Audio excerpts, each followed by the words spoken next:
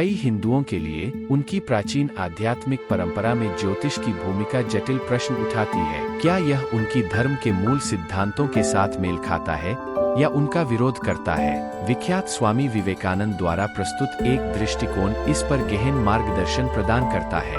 विवेकानंद का मानना था कि हिंदू शिक्षाएं इस बात पर जोर देती है कि मनुष्य अंततः अपने भाग्य के स्वामी है।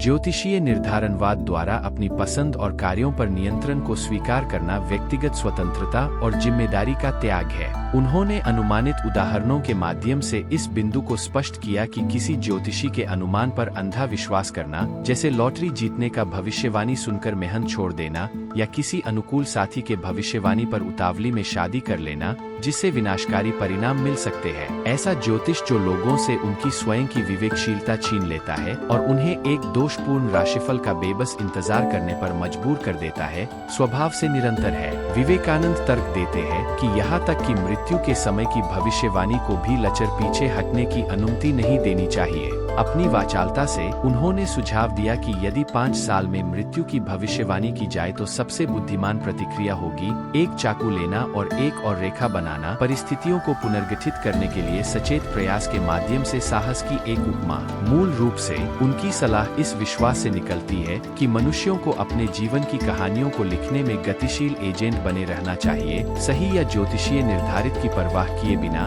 अटूट संकल्प के साथ लगातार किसी भी सीमा को पार करना चाहिए।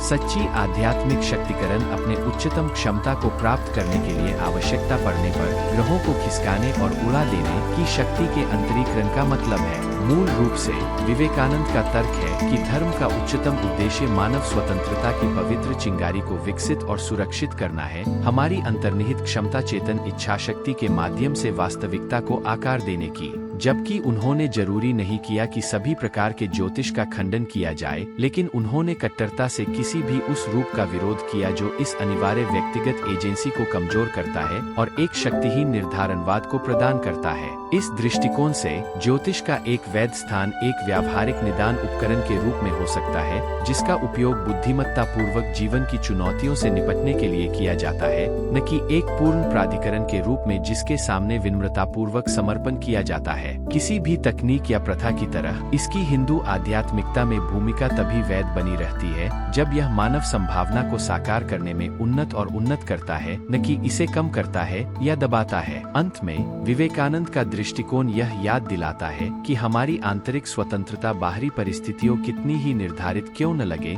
अभेद्य बनी रहती है। अपने जीवन के नाटक पर स्वामिनः या संप्रभु मास्टर के रूप में अपने जन्मसिद्ध अधिकार का पूरी तरह से दावा करने की साहस के साथ मानवीय संभावना असीमित हो जाती है, किसी भी कल्पित ज्योतिषीय सीमाओं से मुक्त।